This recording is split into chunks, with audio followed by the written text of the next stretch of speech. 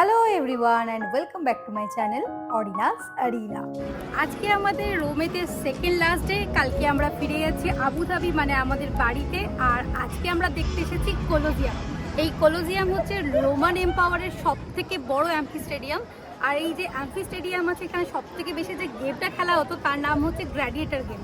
এই gladiator game হচ্ছে এমন একটা গেম যেখানে দুটো মানুষের মধ্যে যুদ্ধ হয়। যতক্ষণ একটা মানুষ মারা যাচ্ছে ততক্ষণ অবধি এই যুদ্ধ চলতে থাকে। অ্যাট দ্য সেম টাইম মানুষ ছাড়াও হিংস্র প্রাণীর সাথে মানুষেরও যুদ্ধ হতো, মানে একটা মানুষ আর তার সাথে আরেকটা হিংস্র প্রাণী, এই দুটো প্রাণীর মধ্যে যুদ্ধ হতো।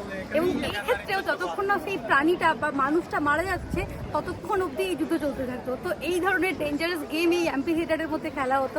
আর এই কলোজিয়াম হলো আমাদের 7 ওয়ান্ডার্সের মধ্যে একটা ওয়ান্ডার। তো চলুন এবার ভেতরে যাওয়া যাক, আর ভেতরে গিয়ে দেখি এখানে কি কি আর দেখার মতন জিনিস আছে। সবার প্রথমে খুঁজে নিয়েছি আমরা আমাদের ট্যুর গাইড আর গ্রুপকে, কারণ হিস্টোরিক প্লেস ট্যুর গাইড ছাড়া দেখলে ঐতিহাসিক নিদর্শনগুলোকে পুরো বাড়ি ভেবে ভুল হতে পারে।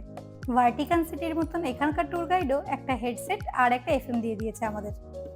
ওই যে রাস্তার ওপারে দেখতে পাচ্ছেন কলোজিয়াম, সবার প্রথমে আমরা আগে ওখানেই যাব, তারপরে যাব রোমান ফোরাম দেখতে। চলে এসেছি আমরা কলোজিয়ামের ভেতরে। আর এই যে করিডোরটা দেখছেন যেটা একদম কালো হয়ে রয়েছে, আসলে এই কলোজিয়াম কিন্তু কালো রঙের নয়, সাদা রঙের এই রকম পাথর দিয়ে তৈরি হয়েছিল। কিন্তু 217 এডিতে এই কলোজিয়ামেতে বজ্রপাতের কারণে আগুন ধরে যাওয়ার জন্য তারপর থেকে কলোজিয়ামের কালার এরকম কালো রঙের হয়ে যায়। চলুন এবার কলোজিয়ামের আরো ভেতরে যাই। এই হচ্ছে কলোজিয়ামের অ্যারিনা ফ্লোর, আর যেখানে এই গ্ল্যাডিটোরিয়াল গেম অ্যাকচুয়ালি খেলা হতো। খেলার এই ময়দানটা কাঠের তৈরি ছিল, আর সেই কাঠের ওপরে ছড়ানো ছিল অনেক বালি।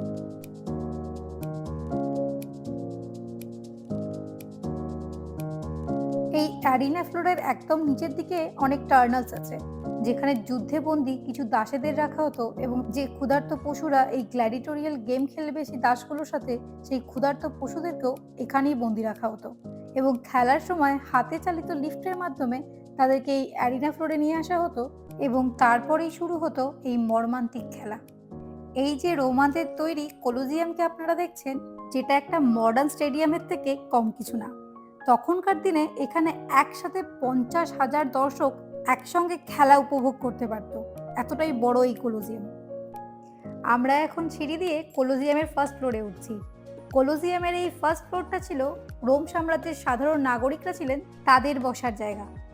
এই অ্যাম্পি থিয়েটারে বসার জায়গাগুলি 4টি ভাগে বিভক্ত ছিল। অ্যারিনার একদম কাছে বসতেন রাজা এবং রাজার পরিবারের সদস্যরা। ঠিক তার পেছনেই ছিল দেশের ধনী ব্যক্তিদের বসার জায়গা।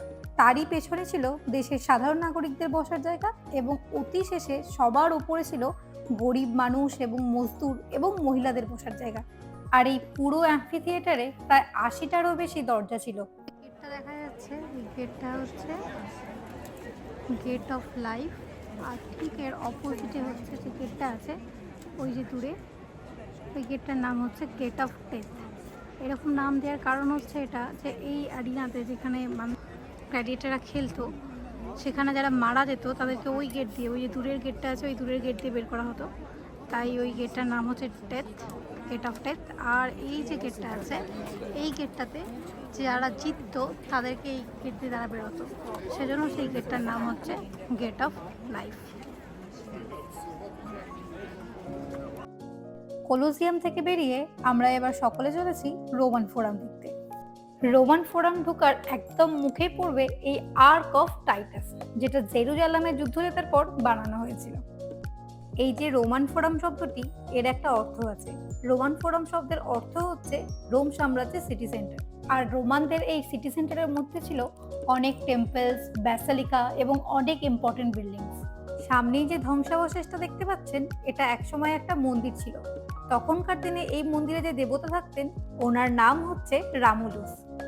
আর এই রামুলুস টেম্পলের একদম পাশেই হচ্ছে টেম্পল অফ অ্যান্টোনিনিয়াস।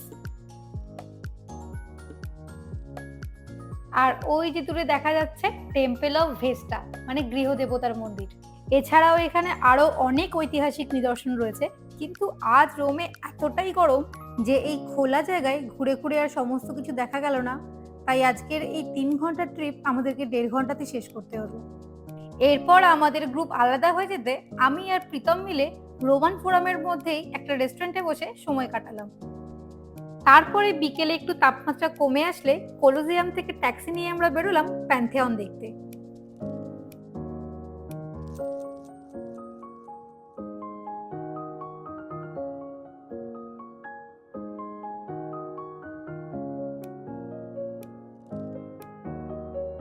আমরা যতক্ষণে এখানে এসে পৌঁছাই ততক্ষণে প্যান্থিয়নের দরজা বন্ধ হয়ে গেছে। গ্রিক শব্দ প্যান্থিয়ন কথার অর্থ হচ্ছে সমস্ত ভগবানদের টেম্পল। অ্যাকচুয়ালি এই প্যান্থিয়ন হচ্ছে একটা মন্দির।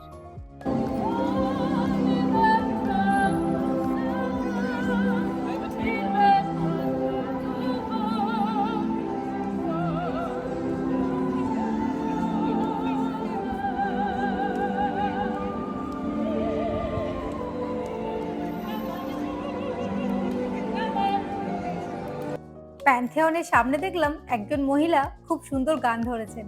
ভেতরে তো যাওয়া হলো না, কিন্তু তার বাইরে এই গানটা শুনে বেশ ভালো লাগলো। এই প্যান্থেয়ন থেকে হাঁটা পথেই ট্রেভি ফাউন্টেন। ভাবছি আজকেও একবার ট্রেভি ফাউন্টেনের ওখানে যাব, কারণ কালকে একটা রিচুয়াল করতেই ভুলে গেছি। সেটা হচ্ছে ওই ট্রেভি ফাউন্টেনের জলে পয়সা ফেলে উইশ চাইতে হয়।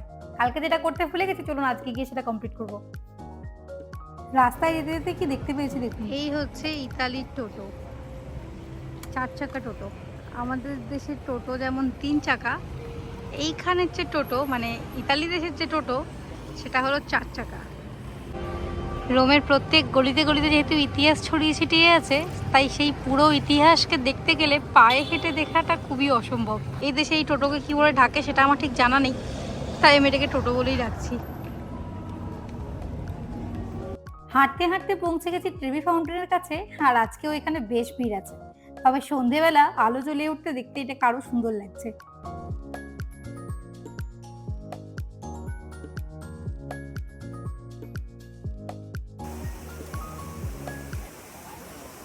পয়সাটা ফেলার পর মনে পড়ছে যে পয়সা ফেলার এক্সাইটমেন্টে আমি উইশ চাইতেই ভুলে গেছি।